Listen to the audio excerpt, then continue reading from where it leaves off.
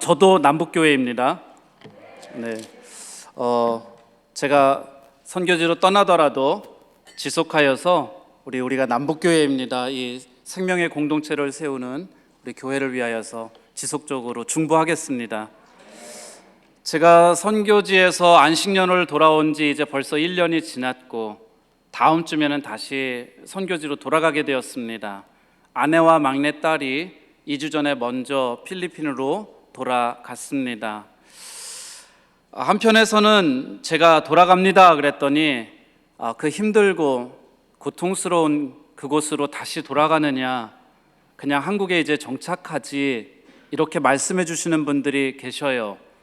또 한편으로는 그래, 선교사님 다시 그 소명 때문에 선교지로 돌아간다고 하니 우리가 더 많이 기도하겠습니다 라고 말씀하시는 분들도 계셔요. 그 모두가 저와 가족들의 안위를 걱정하시는 그러한 염려 때문에 하시는 말씀이라 믿습니다. 안식년을 시작하면서 저와 아내도 똑같은 고민을 했었습니다. 이제 한국에 남을까, 아니면 다시 선교지로 돌아가야 하는 것인가. 그리고 이제 저희가 결정하기는 하나님이 저에게 주신 사명이 젊음을 불태웠던 그곳에 있기에 그곳으로 다시 돌아가 다 이루지 못한 하나님의 일들을 마무리하고 싶다라고 하는 것이었습니다. 이제 우리 남북교회 성도님들께도 저희를 위한 기도의 부탁을 드려 놓습니다.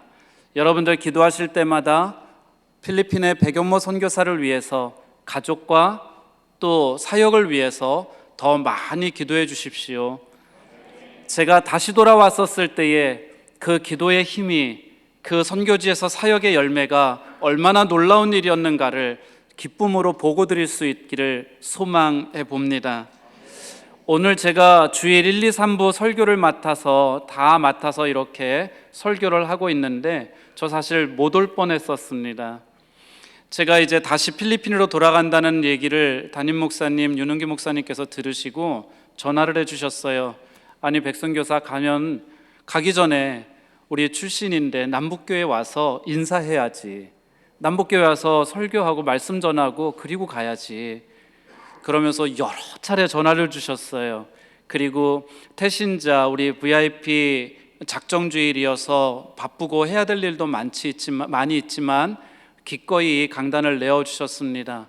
목사님께 참 고맙고 감사한 일입니다. 덕분에 제가 말씀을 준비하며 우리 성도님들과 함께 나눌 수 있는 시간을 갖습니다. 이 시간이 여러분과 저의 또 다른 교제가 시작되는 시간이기를 생각해 봅니다. 말씀 시작 전에 우리 찬양할까요? 이 산지를 내게 주소서. 우리 찬양하고 말씀 나누겠습니다.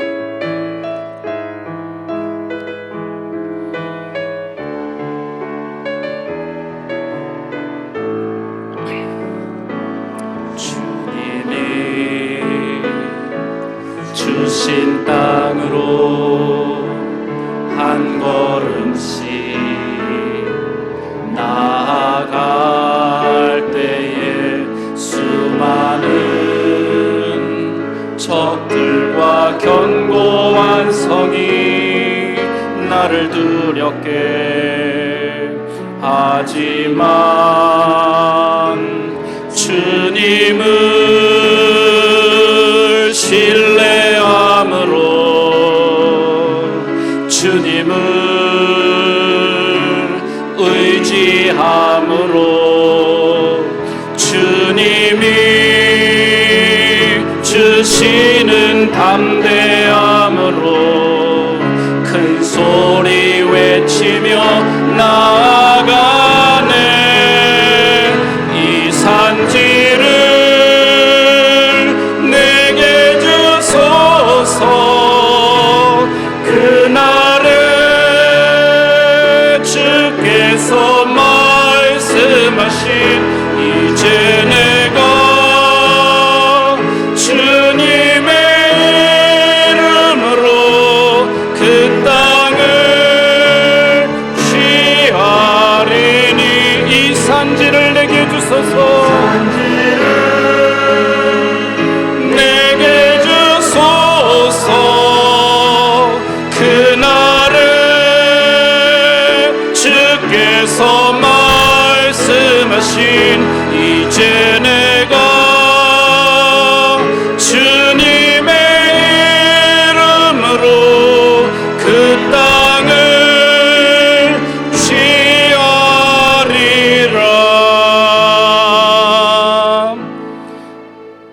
우리 사랑하는 남북교회 성도 여러분들이 여호수아가 그랬듯 갈렙이 그랬듯 하나님이 허락하신 약속의 땅을 성취하는 믿음의 성도들 되시기를 축복합니다. 오늘 하나님이 나에게 약속으로 주신 한 생명을 얻어내는 믿음의 귀한 삶을 살아나는 우리 성도들 되어주시기를 축복합니다. 제가 오늘 말씀을 준비했어요. 태신자 작정주의라 그래서 거기에 맞추는 말씀을 준비를 했습니다.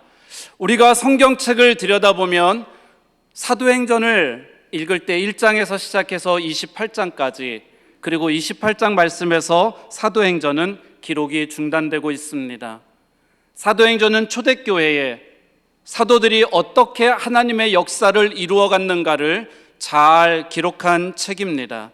그런데 그 기록들이 실상은 초대교회의 성도들의 삶, 초대교회 성도들의 헌신을 통해서 어떻게 복음이 확장되어 갔었는가, 그 내용을 기록하고 있습니다.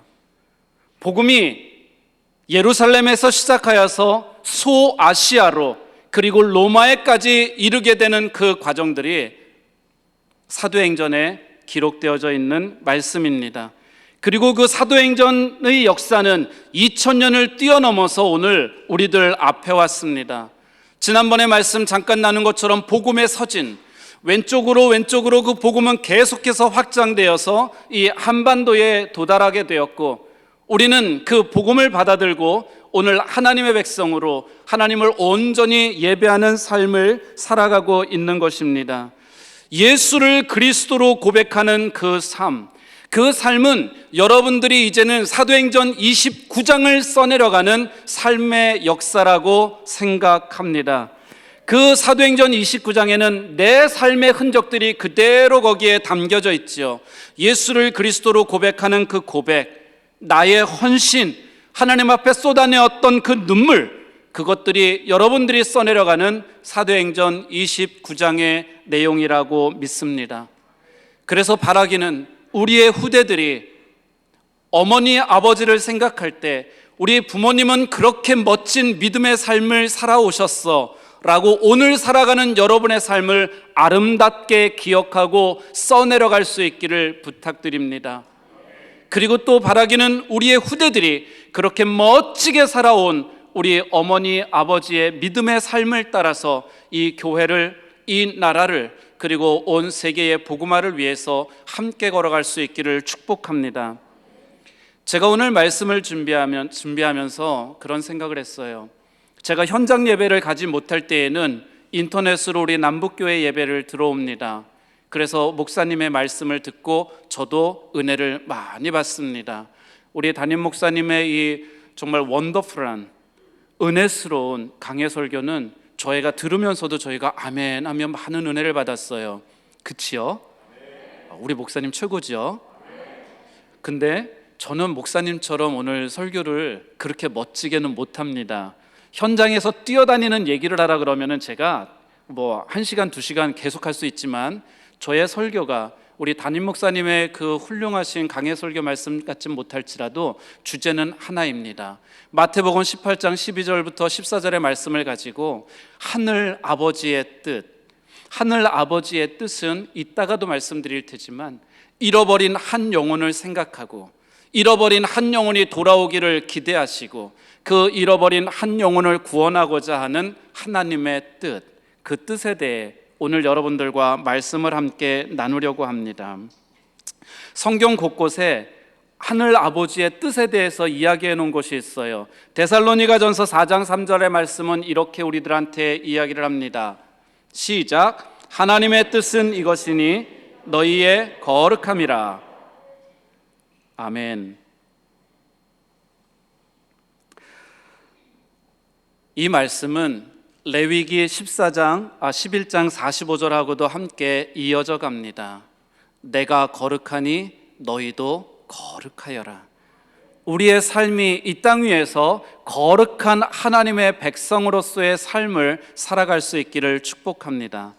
하나님의 뜻이라고 말씀하시는 것은 또 있습니다. 데살로니가전서 5장 16절로 18절 말씀에 그대로 우리들에게 나옵니다. 시작. 항상 기뻐하라. 쉬지 말고 기도하라. 범사에 감사하라. 이것이 그리스도 예수 안에서 너희를 향하신 하나님의 뜻이니라. 아멘. 하나님의 뜻, 이것이 너희를 향하신 하나님의 뜻, 우리가 기뻐하며 기도하며 감사하며 살아갈 수 있는 그 삶을 이야기합니다. 그리고 또 하나님의 뜻은 오늘 본문으로 삼았던 마태복음에 있는 그 말씀에도 그대로 나타납니다. 소자 중에 하나라도 이루어지는 것은 하늘에 계신 너희 아버지의 뜻이 아니니라. 이 말씀을 뒤집어 보면은요, 소자 중에 하나라도 잃지 않는 것, 작은 아이 하나라도 잃지 않는 것, 그것이 바로 하늘 아버지의 뜻이다라고 하는 소리입니다. 그래서 우리는 교회 밖에 잃어버린 영혼들, 그들을 향한 안타까움과 전도의 열정이 필요한 것입니다. 왜? 하나님이 그 소자 하나까지도 이뤄지는 것을 원치 않으시기 때문입니다. 오늘 아버지의 뜻을 따라서 한 영혼을 귀하게 여기고 그들을 위해서 작정하고 그들을 위해 기도하고 그것이 끝내는 전도의 열매를 맺어질 수 있기를 축복합니다. 우리 모두가 이 봄날에 한 영혼씩은 찾아서 하나님의 나라를 영광스럽게 하고 우리 교회가 성장하는 좋은 그 시작점이 되어지기를 축복합니다.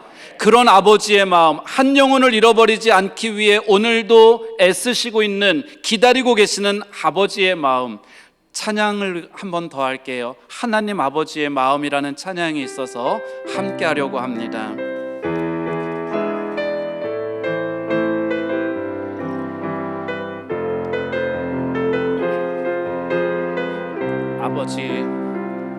아버지 당신의 마음이 있는 곳에 나의 마음이 있기를 원해요. 아버지 당신의 눈물이 고인 곳에 나의 눈물이 고이길 원해요. 아버지 당신이 바라보는 영혼에게 나의 두 눈이 향하길 원해요. 아버지 당신이 울고 있는 어두운 땅에 나의 두 발이 향하길 원해요. 나의 마음이 아버지의 마음 알아. 내 모든 뜻 아버지의 뜻이 될 수 있기를 나의 온 몸이 아버지의 마음 알아. 내 모든 삶 당신의 삶 되기를 나의 마음 아버지의 마음 알아. 마음이 아버지의 마음 알아. 내 모든 뜻 아버지의 뜻이 될 수 있기를 나의 온 몸이 아버지의 마음 알아. 내 모든 삶 당신의 삶 되기를. 아버지 하나님의 그 마음이 여러분 가슴에 그대로 남아있고 그 하나님의 마음이 여러분 가슴에 남을 때에 여러분 잃어버린 영혼을 향해서 그 열매 맺는 인생들 되어지기를 축복합니다. 성경 이야기를 함께 나누어 볼게요. 성경 이야기. 성경 속에 보면 하늘 아버지의 뜻을 실현하면서 살아갔던 많은 사람들의 이야기가 있습니다. 이제 제가 그 성경의 인물들 몇 분 보여드릴 터인데, 파워포인트로 보여드릴 텐데, 읽으면서 누가 나왔나 보시면서 가장 낯선 사람, 나한테 익숙하지 않은 사람, 그런 사람은 누군가 한번 마음에 찾아보셔요. 자, 넘어갑니다. 구약 속에 나와 있는 어떤 인물들이에요. 아브라함, 다윗, 노아, 입다, 사무엘, 이사야, 예레미야. 가만히 계신 거 보니까 다 아는 사람들인 것 같아요. 이 사람들이 구약 성경에 나오는 인물들이고, 이 중엔 여러분들께서 이런 사람도 구약 성경에 나오는 사람이 있어? 진짜였나? 이렇게 생각하는 분도 계실지 몰라요. 자, 그러면은 이제 신약 성경에 나와 있는 어떤 인물들에 대해서 또 한번 보여드리겠습니다. 신약 성경 가장 익숙치 않은 사람은 누굴까 생각해 보시는 거예요. 베드로, 바울, 디모데, 아리마대 사람 요셉, 세례 요한, 세리, 마태. 알 것도 같고 아닌 것도 알쏭달쏭한 그런 사람이 지금 이름 속에 나타난 것들을 여러 번 보실 거예요. 저는 개인적으로 생각할 때 구약에서는 입다라는 사람이, 신약에서는 아리마대 사람 요셉이라는 사람이 우리 모두에게 좀 익숙하지 않은 사람으로 선택하셨을 거라 기대가 있습니다. 기대가. 왜냐하면 제가 설명해야 될 사람들이거든요. 나 다 아는데 그러면은 쑥스럽잖아요. 기대가 있어요. 이 두 사람을 여러분들이 낯설게 생각하실 거라고 하는 입다라는 사람이 있습니다. 입다는 사사기에 나오는 구약시대의 사사 중 한 사람이었습니다. 그의 어머니는 기생이었습니다. 즉 술집 여자라고 하는 그런 사람이에요. 아버지하고 함께 삽니다. 살기는 아버지하고 함께 사는데 아버지에게는 본부인이 있어요. 그 본부인에게서 난 아들들로부터 이 입다가 핍박을 받습니다. 차별을 받기 시작을 해요. 그 차별을 끝내 견디지를 못하고 가출을 합니다. 이제 뛰쳐나가는 거지요. 그리고서 혼자 서보려고, 독립하려고 애씁니다. 그리고 끝내는 그가 독립을 하게 됩니다. 입다가 혼자 설 수 있을 만큼 되었을 때에 이스라엘에 변고가 발생을 해요. 전쟁이 발생되는 거예요. 암몬 자손이 이스라엘을 쳐들어왔습니다. 이때의 이스라엘은 전쟁을 치를 능력이 없었어요. 지금 전쟁을 맞붙어서 전쟁을 치르면 암몬 족속에 의해서 이스라엘이 멸절될 것 같은 상황인 거예요. 그래서 지금까지 이 입다를 바라보면서 불황자라고, 즉 깡패 같다라고 이야기를 했고, 기생의 아들이라고 그를 무시하던 이스라엘의 지도자들이 입다를 찾습니다. 그리고 부탁을 합니다. 우리나라가 이런 상황이니 우리를 대신해서 지금 전쟁을 치러주시오. 전쟁을 치르는데 그냥 전쟁만 치르는 게 아니라 당신이 우리의 인도자가 되어, 지도자가 되어 이 전쟁을 치루어 주시오 라고 이야기를 합니다. 이스라엘의 지도자들에게는 선택의 여지가 없었어요. 입다 외에는 이 지금 당장 선택의 여지가 없어서 그에게 그 모든 권한들을 다 내어줍니다. 입다는 전쟁을 벌입니다. 그리고 끝내 전쟁에서 승리하게 됩니다.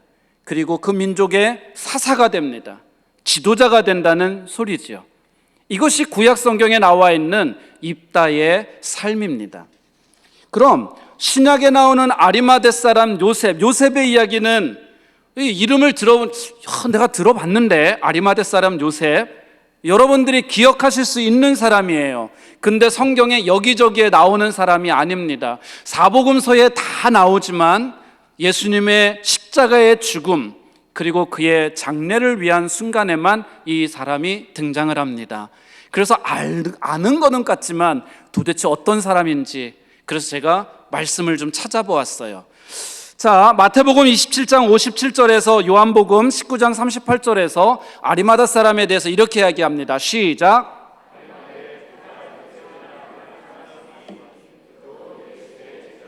두 가지를 얘기하죠. 빨갛게 하이라이트 했죠. 부자였다. 이 부자가 어떻게 하나님의 역사를 일으키는지는 조금 이따 말씀드리고요. 그리고 또 그는 예수님의 제자였다라고 성경이 분명하게 이 아리마대 사람 요셉에 대해서 이야기합니다. 또다시 있습니다. 마가복음 15장 43절에 다시 이 요셉에 대해서 말합니다. 시작. 아리마대 사람 요셉이 와서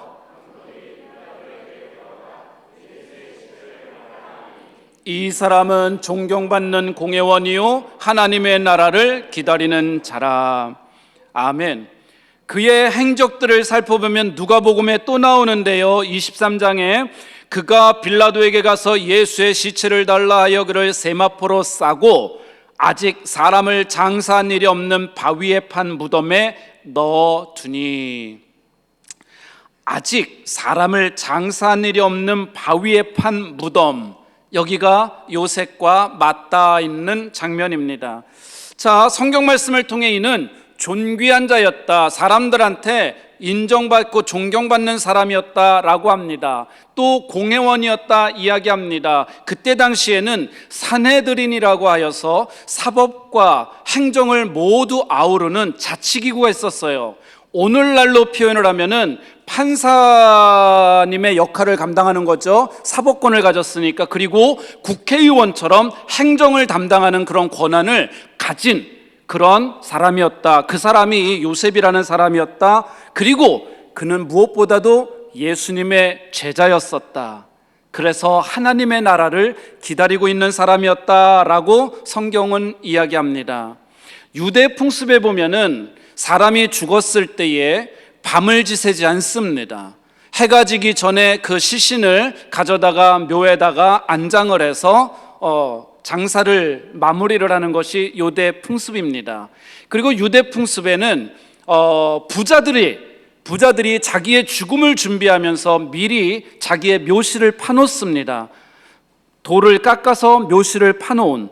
그래서 아마 아리마대 사람 요셉도 부자였기 때문에 자기의 죽음을 준비하면서 그 묘실을 준비했을 것인데, 예수님이 십자가에서 죽으시고 그 예수님의 죽음을 볼 때에 당돌하게, 성경은 이야기하죠, 당돌하게 빌라도에게 가서 예수의 시신을 달라 하여서 자기가 준비한 자기의 그 묘실에 예수님을 안치합니다. 그 예수님이 안장되었던 곳이 바로 아리마대 사람 요셉의 그 묘실이었던 것입니다. 성도 여러분, 우리는 아리마대 사람 요셉도 잘 모르고 입다도 잘 모릅니다. 이 아리마대 사람 요셉과 입다처럼 여러분의 삶도 사실 유명한 것은 아니지 않습니까? 여러분, 가련동에서 불광동에서 유명하게 사세요? 은평구에 여러분들이 딱 뜨면은 환호합니까? 우리는 평범한 삶을 살아갑니다. 그런데 하나님이 중요한 것은 성경의 12,000명 중에 지금 우리가 좀 낯설게 만났던 입다나 아리마대 사람 요셉처럼 그렇게 나에겐 낯선 사람이지만 하나님이 중요하게 쓰셨어요. 그것처럼 여러분의 인생이 뭐 유명하고 대단하지는 않을지라도 하나님이 여러분의 인생을 쓰신다는 거예요. 여러분이 내 믿음으로 하나님을 고백하고 믿음의 삶을 살아갈 때 하나님이 여러분들을 보듬으며 여러분의 인생을 사용하신다 하는 것입니다. 그 역할, 내 인생을 살아가면서 가지고 있는 나의 역할, 그것이 무엇일까? 오직 하나님께서 여러분의 가슴 속에, 여러분의 삶 속에만 담아두신 거예요. 그래서 여러분의 헌신, 여러분의 희생이 필요한 것입니다.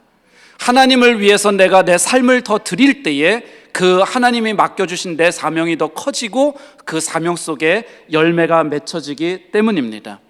그러면 그렇게 사명을 갖고 살아가는 사람들의 삶이 어떤 것인가를 오늘 본문의 말씀으로 잠시 넘어가서 또 나누어 보고자 합니다. 마태복음 18장 12절부터 14절의 말씀 띄워만 주세요. 이 말씀이 이렇게 있어요. 자, 이스라엘의 지형, 우리가 생각하는 이스라엘이라고 하는 나라는 사막이 아닙니다. 이스라엘에는 사막이 없어요. 사막 대신에 광야가 있습니다. 사막과 광야는 다릅니다. 사막에는 물이 없어요. 그런데 광야에는 간헐천이라고 하여서 우기철이 되면 시내가 흐르는 물길들이 생깁니다.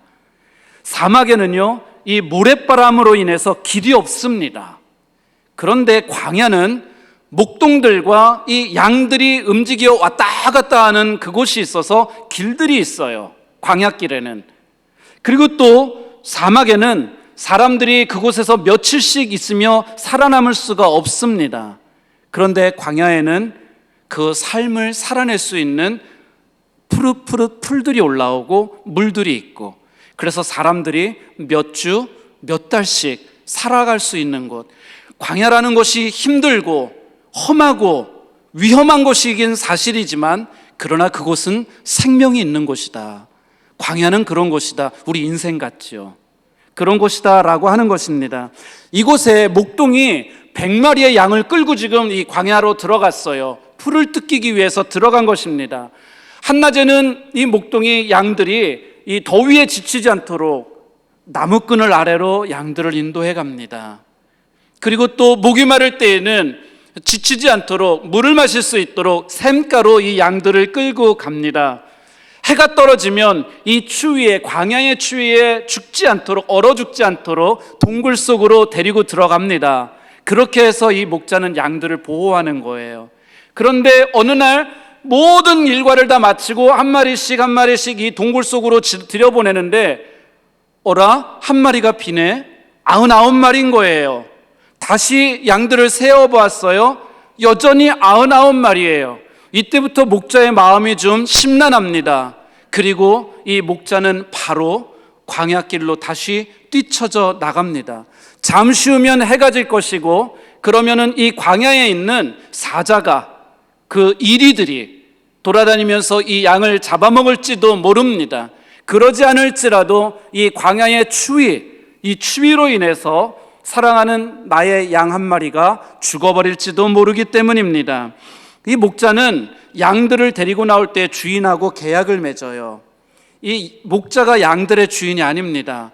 양들의 주인과 계약을 맺을 때에, 자, 이제 네가 양을 데리고 나가서 어떠한 사정과 이유에서든 이 양들 몇 마리는 잃어버릴 수 있겠다. 내가 이해할게. 그리고 들짐승들이 와서 이 양들을 물어갈 수도 있으니 내가 이해할게. 그래서 어느 몇 마리 정도의 양들을 잃어버려도 아무런 상관이 없습니다, 이 목자에게는. 그리고 이 목자는 다른 목자들이 그렇게 물려가는, 들짐승에게 물려가는 양들을 보았고 잃어버린 양들을 신경 쓰지 않았던 다른 동료 목자들을 보아왔기 때문에 사실 지금 잃어버린 한 마리의 양을 신경 쓰지 않아도 아무런 상관이 없는 상황이에요. 그런데 이 목자는 달려나갑니다. 언덕 위에 올라가서 행여라도 어디에, 우리의 양이 어디에 있을까 찾습니다.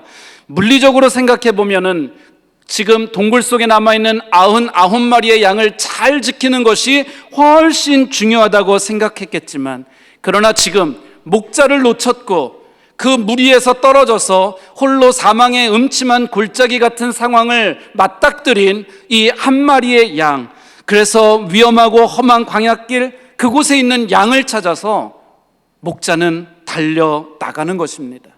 그리고 끝내는 그 잃어버렸던 한 마리의 양을 찾습니다.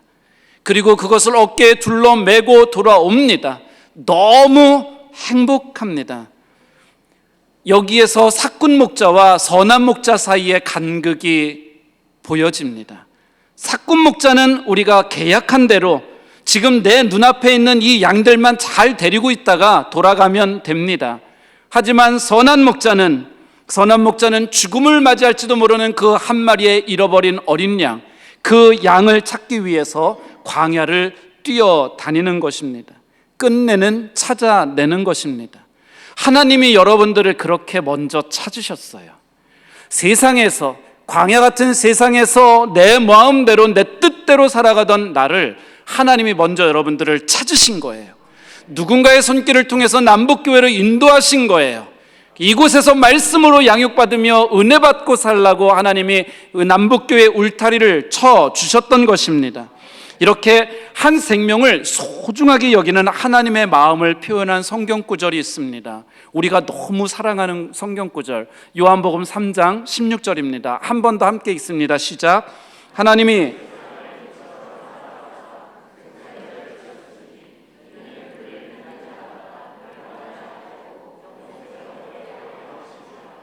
아멘. 하나님께서 이 세상을 사랑하셨습니다. 하나님이 사랑한 세상은 물질로 가득 찬 이 물질 세계가 아니었습니다. 하나님이 사랑하셨던 그 세상은 오늘을 믿음으로 살아내는 하나님의 형상을 따라 지음을 받았던 우리들입니다. 바로 믿음을 고백하며 살아가는 믿음의 성도 한 사람 한 사람 여러분이십니다. 하나님은 여러분들을 사랑하십니다. 그런 하나님의 사랑, 도대체 하나님의 사랑은 나한테 어떻게 보여졌는가? 하나님의 사랑, 우리를 사랑한다고 하는데 그 사랑은 어떻게 보여졌는가? 그것은 아주 단순합니다. 그 아들 독생자 예수를 우리를 위해 보내셨던 것입니다. 왜 하나님은 그 아들 독생자 예수 그리스도를 우리에게 보내시려고 결정하셨던 걸까요? 그것은 스스로 구원받을 수 없는 성도들의 영원한 하늘나라, 그 영원한 하늘나라에 대한 소망을 갖도록, 그러한 삶을 살아내도록 하기 위함이었습니다. 그래서 성경이 우리들한테 아까 빨간색으로 싹 쳐준 거예요. 멸망치 않고 영생을 얻게 하려 하심이라. 이 땅의 생도 중요합니다. 그러나 우리가 영원한 하나님의 나라에 대한 소망을 가지고 믿음의 삶을 살아내는 성도들 되시기를 축복합니다.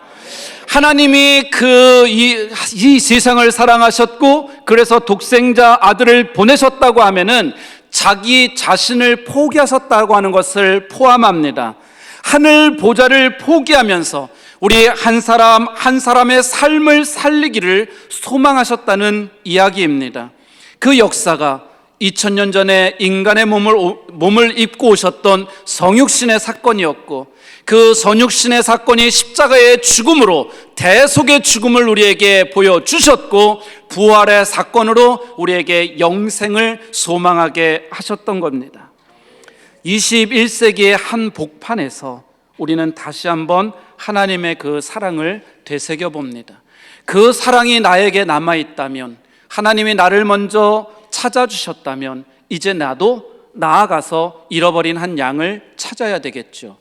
그 찾아야 되는 소명을 마태복음 28장 19절 20절에 이렇게 이야기합니다.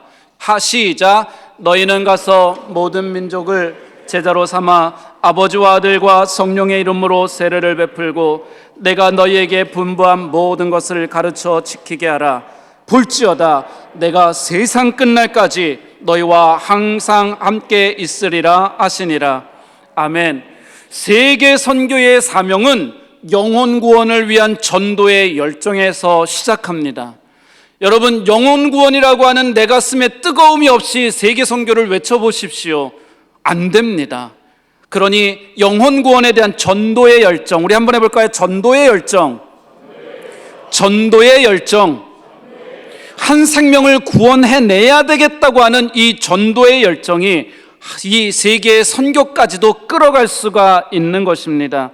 이제 사랑하는 성도 여러분, 오늘도 바깥 세계, 교회를 벗어난 바깥 세계에서 하나님 없이 죽음의 삶을 살아가고 있는 그들에게 내 사랑, 하나님의 사랑을 표현할 수 있는 것, 그것이 전도입니다.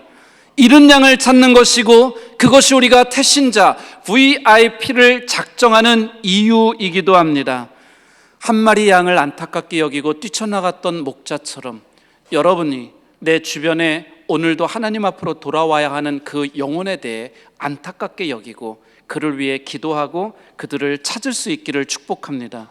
우리의 헌신, 우리의 희생, 그리고 우리의 노력으로 오늘 잃어버린 한 영혼을 다시 찾아서 생명 살려내는 일에 헌신하는 남북교회 성도들 되시기를 부탁드립니다. 그것을 로마서 10장 14절에는 이렇게 표현을 해주고 있어요. 시작. 듣지도 못한 이를 어찌 믿으리요 전파하는 자가 없이 어찌 들으리요. 이 말씀 거꾸로 읽어야 됩니다. 내가 지금 듣지 못하는 것은 전파하는 자가 없기 때문이고, 전파하는 자가 없다 보니까 믿는 자가 없다라고 하는 것입니다. 여러분 가슴에 이미 이 전도의 대상자 한 사람씩은 다 품으셨잖아요. 한 사람이 아니라 두 사람, 세 사람, 네 사람, 다섯 사람 전도의 대상자를 마음속에 여러분 다 품으셨잖아요. 이 아침에 그들을 한 번 더 떠올려 볼 수 있기를 부탁드립니다. 그리고 그 전도의 상급이, 여러분들이 구원하고자 했었던 그분들의 전도의 상급이 여러분의 믿음의 표징이 되고, 여러분들의 후대가, 사랑하는 아들, 딸과 그 후손들이 우리 어머니 아버지의 믿음의 삶이 이랬었던 거야 라고 아름답게 기억할 수 있는 복된 날 되어지기를 축복합니다. 그럼 우리는 어떻게 살아가야 되나, 어떻게 전도하고 어떻게 이 태신자들에게 다가가야 되는가, 그 이야기를 좀 하면서 말씀을 마치려고 합니다. 저는 부모님의 권유로 남북교회에 처음 오게 되었습니다.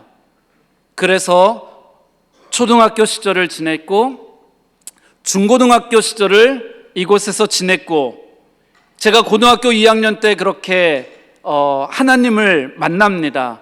그리고 청년부 시절을 이곳에서 지냈고, 신학생으로서 교육전도사로 사역의 길을 열었고, 사랑하는 아내와 함께 어려서부터 같이 자라다가 결혼을 하였고, 그리고 선교지로 여러분들 지금까지도 저를 기도해 주시고 또 격려해 주시는 것처럼 그렇게 선교지로 나가서 선교사로서의 삶을 열심히 살아왔습니다. 제가 22년 전에 선교지에 갔었을 때 했던 일이 있어요. 아침에 밥을 먹으면 백팩을 맵니다. 등가방이죠, 등가방. 등가방을 메고 온 마닐라를 제가 1년 반을 다 걸어 다녔습니다. 쉽게 말하면 여기서 오늘 출발해서 매일 시청까지, 거기서 종로까지, 청계천 너머까지 매일 걷는 거예요. 걸으면서 그때는 간지 얼마 되지도 않았기 때문에 저는 영어를 잘 못했었어요. 영어를 잘 못하는데도 백팩을 메고 가다가 사람을 만나면 그들에게 묻습니다. Do you know Jesus? 예수님에 대해서 아십니까? Have you heard of Jesus Christ? 묻습니다. 예수 그리스도 대해서 들어보신 적은 있으십니까? 어눌하였지만 잘 영어 표현이 맞는지도 모르면서도 저는 그들에게, 길거리에서 만나는 사람들에게 예수님을 전하려고 애써왔던 시간이 있어요. 그때 제가 깨달은 게 있습니다. 뭐냐면은 우리 입술을 열어야 된다. 아멘? 여러분, 전도는요, 입술을 열어야 됩니다. 입술을 열어서 내가 무슨 말을 잘해서가 아니라 그냥 입술을 열어야 돼요. 예수님 믿어야 돼요. 예수님은 구주시랍니다. 입술을 열 수 있어야 돼요. 여러분, 근데 다 이렇게 전도를 잘하는 분들은 아니잖아요. 그치요? 입술을 열어서 전도 잘 못하는 분들을 위해서 너무 좋은 게 있어요. 우리 교회 주보예요. 우리 교회 주보. 저 주보가 왜? 너무 좋은 전도 용품입니다. 여러분, 내가 설명을 잘 못하겠거든 그냥 가셔서 사람들에게 이거 집에 가져가셔서 한번 보고 성경책에 꽂아놨다가 버리지 마시고 이거를 가지고 전도하려는 분에게 전해주세요. 자기야, 이거 우리 교회 주보야. 이거 주보 보고 한번 우리 교회 와서 예배 드려볼래? 이거는 하실 수 있잖아요. 그렇죠? 우리 목사님 말씀 끝내준다. 우리 교회 와서 한번 예배 드려볼래? 주보가요 굉장히 좋은 전도 용품이 됩니다. 필리핀에서 있었던 일이기 때문에 저희는 그래서 주보를 가지고 많이 안 만들지만 이거를 그렇게 했었을 때 실제로 교회로 돌아 들어오는 사람들을 저희가 보게 돼요. 여러분, 주보 버리지 마시고 오늘부터 전도용품으로 사용하셔서 전도하는 우리 성도들 되세요. 그리고 이렇게 전도할 때는 우리들한테 용기가 필요해요. 어떤 용기냐면 거부당할 때에 그것을 신경 쓰지 않고 지나갈 수 있는 용기. 왜 우리가 전도 잘 못합니까? 예수 그냥 가버리는 사람. 예수님 이야기조차 못했는데 그냥 가버리고, 주보 전해줬는데 전도지 전해줬는데 이렇게 보더니 그냥 버려버리고 가는 사람 보면은 막 속이 열불이 나죠. 그런 사람들, 내가 전도하는데 나의 전도를 받아들이지 않는 사람들로부터 거부당하는 것에 대한 두려움이 자꾸 우리가 전도하지 못하도록 만듭니다. 그런데 여러분, 신경 쓰지 마세요. 우리는 우리의 사명 감당만 하면 됩니다. 그들에게 예수가 그리스도라는 것, 우리 교회 와서 신앙생활할 때에 하나님 만날 수 있다는 것, 그것만 전해주면 됩니다. 이렇게 한 잃어버린 영혼들을 안타깝게 여기고 밖으로 나아가서 그들에게 전도하고 잃은 양 찾으려고 애쓰는 여러분들에게 하나님이 주시는 선물이 있어요. 하나님 주시는 선물은 하나님의 잃어버린 한 영혼입니다. 오늘도 교회 밖에서 하나님을 만나지 못하고 잃어버려진 그 한 영혼, 하나님의 잃어버려진 그 한 영혼이 여러분들의 헌신을 통해, 여러분들의 수고로움을 통해 교회로 들어오고 이곳에서 하나님을 만나고 이곳에서 하나님을 고백하고 믿음의 사람으로 살아갈 수가 있는 것입니다. 그러니 여러분, 이 전도의 열매, 생명을 얻어내는 것, 잃어버린 한 영혼, 잃어버린 한 어린 양 같은 그 영혼을 구원해내는 것, 그것이 여러분들의 전도의 열매 되어지시기를 축복합니다.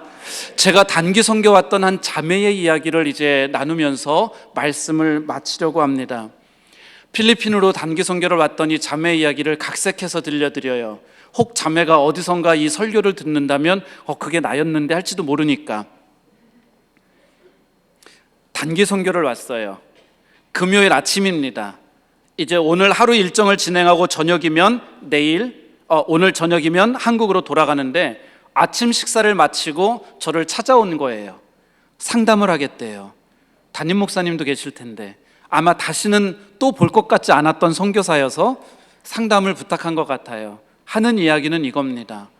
선교사님, 저는 남자친구가 있어요. 오래 사귀었습니다. 근데 저희 남자친구가 저보다 나이가 좀 많아요. 10살도 넘는데요. 나이가 많아요. 근데 거기에 신앙생활을 하지를 않아요. 그러다 보니까 나이 많은 남자친구, 신앙생활도 안 하는 남자친구, 누가 제일 반대하겠어요? 그쵸. 부모님부터 반대하는 거예요. 온 가족들이 다 반대하는 거예요. 심지어 담임 목사님조차도 자매, 그거는 아닌 것 같아 라고 하면서 이 교제와 결혼을 반대하고 있는 거예요. 그러면서 저를 보고 저는 어떻게 해야 돼요? 왜냐하면 교제 시간이 오래 지나고 이러면서 그들이 더 이상 할 게 없을 만큼 할 수 있는 거 다 해봤다는 거예요. 그러니 이 자매는 저는 남자친구를 사랑하고 그리고 여기서 포기할 수 없어요. 선교사님, 어떻게 하면 좋아요? 그래서 제가 물어봤어요. 그 남자친구에게 예수님 믿어야 된다고, 신앙생활해야 된다고 복음을 제시해 본 적은 있느냐? 아니요. 제 믿음 간수하기도 힘든 상황이에요. 한 번도 우리 남자친구에게 교회 가자는 얘기조차 못 해봤어요. 정말 자매가 그 사람이 그렇게 좋으면 그 남자친구를 위해서 이 정말 내가 결혼할 사람인지 아닌지 목숨 걸고 기도해 본 적이 있느냐? 아니요. 그래 본 적이 없어요. 제가 그래서 그 자매에게 얘기했어요. 그러면 일단 자매는 그 남자친구를 위해서 목숨 걸고 하나님 앞에 기도해봐라. 내 목숨 걸고 기도했는데도 하나님이 응답하시지 않는다면 나도 어떻게 대답해 줄지는 모르겠다. 그리고 그에게 신앙생활을 해야지 된다고 복음을 한번 제시해봐라. 이번 단기 선교하면서 우리 전도 훈련하지 않았느냐? 한번 해봐라. 그리고 그 아침이 지났고 하루가 지났어요. 밤에 한국으로 비행기 타고 돌아갔습니다. 토요일 오후가 되었어요. 저한테 국제전화가 들어와요. 전화를 받았죠. 자매예요. 목소리가 이미 흥분이 됐어요. 톤이 올라갔어요. 선교사님. 그리고 그 자매가 하는 이야기는 이런 거예요. 이제 돌아와서 이 남자친구를 만나려고 집 가까운 카페에서, 커피숍에서 만나서 이야기하려고 남자친구를 불렀답니다. 그리고 앉아서 이 남자친구에게 우리가 선교 갔었을 때에 전도 훈련하던 것처럼 하나님은 당신을 사랑하십니다 하면서 이제 복음 제시를 했다는 거예요. 복음 제시를 시작했는데 이 남자친구가 커피숍에서 펑펑 울더래요.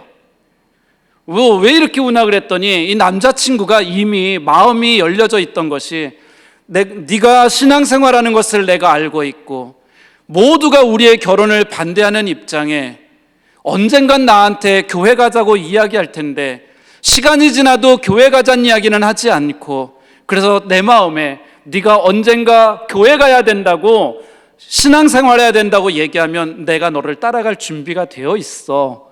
그러면서 이 여자친구가 복음을 제시했을 때 펑펑 울더랍니다. 그 결과가 어찌 됐을까요? 결혼했어요. 그래서 그 가정도 아름다운 가정을 꾸려서 잘 살아요. 여러분, 우리가 잘 모르고 우리가 안 될 것 같다고 시도하지 않기 때문에 오늘 하나님이 약속해 주신 그 잃어버린 한 영혼에 대한 구원의 역사가 나타나지 않는 거예요. 오늘 이 예배에 참여한 우리 남북교회 성도 여러분, 태신자 VIP를 작정하고 이제는 내 주변과 내가 아는 사람들, 가슴에 품고 기도하는 그 사람들에게 예수를 믿어야 된다고, 예수님이 당신의 구원자라고 나아가서 외쳐줄 수 있는 성도들 되시기를 축복합니다. 그러면 이번 기회를 통해서 그 잃어버린 영혼들을 향한 기도의 문이 열려질 줄로 믿습니다. 전도의 문이 열려질 줄로 믿습니다. 영혼 구원의 열매가 있어지기를 축복합니다. 이번 태신자 작전 기간이 여러분들에게 그런 잃어버린 한 영혼을 찾아오는 기쁨이 있는 이 복된 시간들 되어지기를 축복합니다. 저는 이 말씀을 남기고 이제 선교지로 돌아갑니다. 여러분들께서 기억하시고 선교사를 위해 더 기도해 주시기를 부탁드려요. 저도 그곳에서 잃어버린 한 영혼을 위해 애쓰다가 돌아와 또다시 선교보고 하겠습니다. 이 태신자, 이 기회가 여러분들에게 전도가 열려지는 멋진 기회 되어지기를 축복합니다. 축복합니다. 기도하시겠습니다.